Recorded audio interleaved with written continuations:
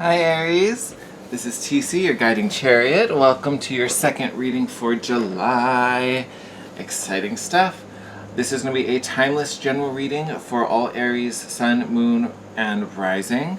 Timeless because no matter when you find this video, whether it's July, whether it's August, whether it's next July, the message will find you whenever it's meant to. It'll be just as relevant then as it is the day of filming. So don't worry about the timing. Excuse me.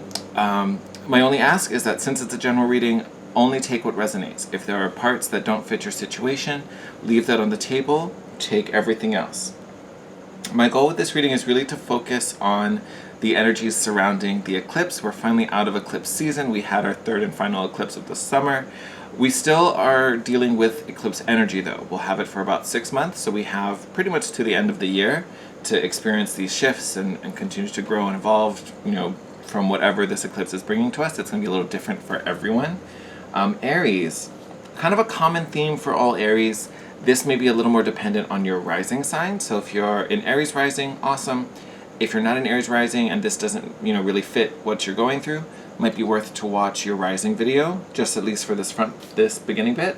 But general theme for Aries with this Capricorn lunar eclipse was really about finalizing.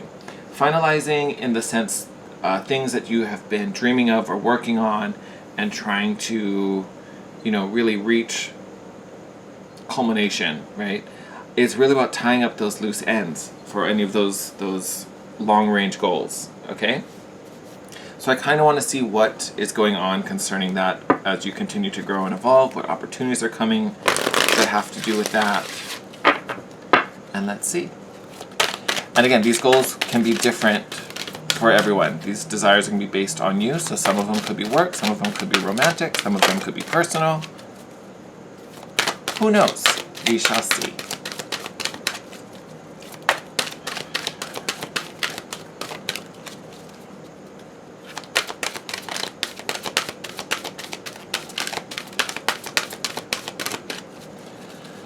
Don't got a whole lot to say right now, do we?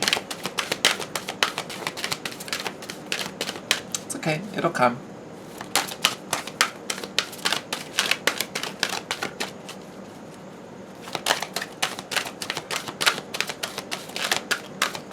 Oh, Aries, this is funny. You're the first.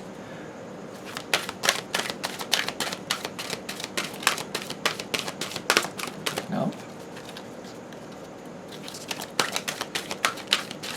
Okay, there we go. I was like, why is this taking so long? And even that, they came really quietly. I feel like everyone else had jumpers or they made some noise. You just had this real easy slide. Oh, interesting combo. All right. So first card you got, Faith. Humanity and benevolence. Right.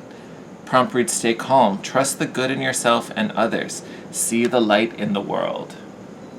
For some reason, it's the benevolence that strikes me more than anything else that was just read. And that could be because you are Aries, right? You're ruled by Mars, our warrior planet, so it's all about strength and aggression. Doesn't necessarily have to be ruthless, but it's a possibility. But I think benevolence coming in is kind of speaking to the vibe that's kind of around you, or at least the vibe that you want to be sending out or emitting in a way. I'm trying to find the word for it. And having humanity in this card, it could totally be about recognizing the human in everyone around you. And this could be for multiple reasons. I would say the most obvious and kind of generic answer would be there could be some beef with another person, right? But this energy is recognizing that they're human too. They have faults in them, and kind of giving them the benefit of the doubt, and also to some degree knowing that being belligerent, for lack of a better word, isn't going to solve the problem either, but recognizing their humanity and that they're also on a journey just as you are, and finding equal ground in that creates compassion, creates this gentler space. Again, it's that benevolent energy. Let's see what your second card is. the Miriam, Sacred Vision. And it's so funny, it's like a twin. And I'm sure there's more to this particular character than I understand at this present moment. But to me, having them like twins, it's almost like what I was just describing about seeing the humanity in the other person. You may even be seeing yourself in the other person. You may be able to recognize, similar traits, or, they are at a certain place in their journey that was similar to where you were before. You've moved beyond that, but you can still see what kind of struggles, and you probably can feel and empathize for what they're going through if this is about, having beef with someone, right? Totally is. Sacred Vision. Choose to forgive. Stop it. Okay. Choose to forgive in order to heal. See the light in all. Did we not just talk about that? Remember that love has no boundaries. All right, my love. So this could be a healing moment for some of you. So obviously, if this is a healing moment, this is someone you already know. Whether it's business, whether it's a friend, whether it's family, whether it's a lover, who knows? Depends on you. But for some of you, this is about healing and recognizing the connection between you, and realizing that there isn't a limitation to this particular connection. It doesn't have to be over just because of this transgression or this hurt, right? It's bigger than that. Okay? So that's going to be for some of you. I think this pretty much hits all of you. Some of you maybe fall into this category, but most of you, or all of you at least, have this. This feels like a little extra for some of you if someone's coming back into the picture, or at least showing up again. They may not be coming back in, but this is just, at least they're showing up. But to me, this is about the energy and the vibe you're putting out, and just to kind of trust in the impossible and trust in what's coming and what could be coming, right? Okay. We'll talk about that more as we pull our tarot, but ooh. Very nice, lovely vibe you've got going on, Aries. And so different. Right? It's so calm and peaceful and forgiving. It's so different than your normal reads, right? Because I feel like normally we pull and you have a lot of power in your cards. Finding the way, and this was so much more calm and so much more still. I think that's the word I was trying to get at. It feels still.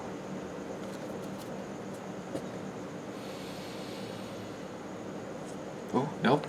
It's a high one. Look at that. Look at that. Bottom of the deck, the world. Reaching the end of this cycle. Completing it. Look at what you've been worried about. You don't need to be worried at all. Don't need to be worried at all. Oh my god. Okay, so I'm going to move these over just so I can have you guys seeing that. So there's your lovely world card at the bottom of the deck. So starting off, Nine of Swords. Not the cutest card in the deck, but just denotes anxiety, worrying over something, stressing over something. Is this the right move? Is it going to be okay? Should I? Shouldn't I? Will I? Won't I? Oh, am I doing the right thing? Is this enough? Is this not enough? Is this too much? Is it blah, blah, blah, blah, blah.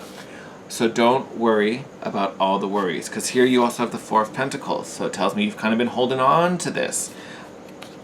Don't worry about this. Do not let the worrying overwhelm you. Do not. And again, I feel like it's been going on for a long time with this Four of Pentacles. Just don't let it overwhelm you. I get whatever it is you're trying to achieve. It's something you're super passionate about. It's something you're super dedicated to. You want it to go well. You don't want it to fail. So obviously, when you care so much about something and you're so passionate about it, you're going to be worried. But please don't. I mean, I can't tell you to not worry. You're going to worry regardless if you want to. But don't let it overwhelm you. Don't hold on to it to the point where it starts to, shadow all the good that's going on. Because then you have these two lovely tens. 10 of Pentacles and the 10 of Wands, which I love. 10 of Pentacles tells me that this is going to be something good. It's going to lead to your abundance. It's going to lead to, I want to use the word legacy. Whatever your legacy is, it's going to lead to it. There's a bright and wonderful future. And it's the end of all these burdens here with this 10 of Wands. Because I know you've been putting work into it. I know you have. I know you have. This isn't something that's just been, I want this to work, I'm just going to think and will it into happening. I know you have been carrying this load. You've been carrying it for a long time. I know you have. So you've put in the effort, okay? This has been a journey that you have been actively walking. Actively. Actively. Like, that is the big word. And I kind of just want to say it over and over again to really confirm it in your mind. Like, this is, your hard work has been seen. It's not been something that you've wasted any time on. You have put all the energy into this thing, and it is growing and it is evolving. And again, you're going to make it. You're going to make it. You're heading in the right direction. Don't have any doubts. I'm interested to see what these doubts could be about. So let's... Oh, Aqua. Why did I say Aqua? You know why? I think they also got this card. I think that's why I said Aqua. My bad. I'm so sorry, Aries. I know who you are. Anyway, this is funny. This is so funny. All right. So we've got the Queen of Wands, or Mother of Wands, in this deck, coming out underneath this Nine of Swords. And that was where I was like, oh, even though I said Aqua, but I meant to say, oh, Aries. To me, that really denotes like a lack in your sense of self, your capabilities, fearing that I'm not enough, fearing I haven't done enough, fearing that, all this energy you've been putting into it was a waste. I'm telling you right now, it's not. It's not, it never was, it hasn't been. Don't let don't let these swords overwhelm you. Don't question your capability. Because this energy doesn't question itself. It knows it deserves everything. It knows it. You should know it too. Here we've got the Seven of Cups. This has been showing up in everyone's reading. I swear, everyone is confused right now. And, rightfully so. It's crazy. It's crazy right now. But this confusion to me is coming from this clinging on to the doubts and the fears. And I'm not saying you can just snap your fingers and they're all gone. That no one does that. That doesn't happen. But again, you can't let it overwhelm you, because that's when you start looking at other cups. When you already know what cup you're working on. That's the one you've been drinking out of this whole time. So don't let that voice start making you look in other directions. Don't worry about it. Do not worry about it.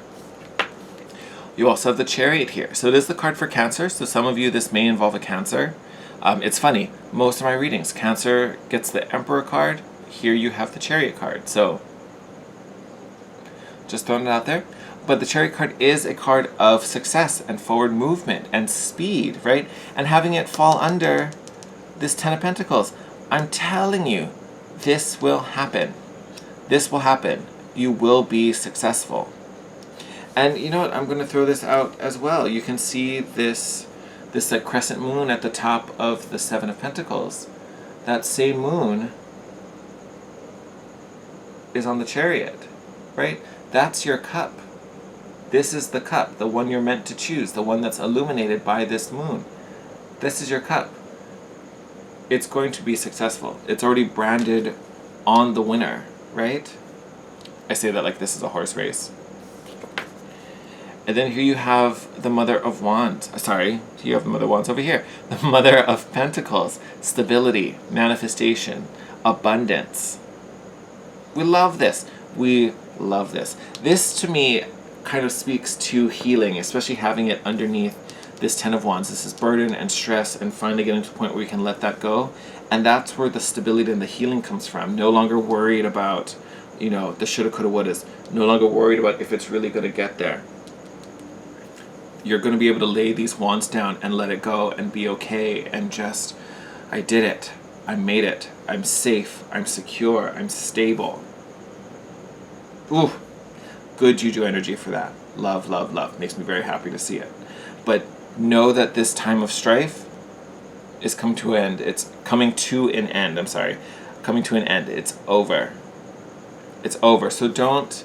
It's almost like the struggle maybe has passed and the struggle has moved on, but there's just that doubt, that worry that just lingers. It's all in the mind. It's all mental. right? But the physical struggle, you're already either out of completely or shifting out of. It's just kind of letting it go. Because again, I think you've been dealing with it for a while. It could have been something that had to do with quarantine, so you've been dealing with the past 3 months. Definitely could have been, longer for some of you as well. But that phase of hardship is coming to an end. But you also have to let go of that mental block surrounding that, because you've moved past it. So you also have to get your beliefs and your thoughts past it. And then it's at least going to make this road so much smoother and, remove this confusion. All right?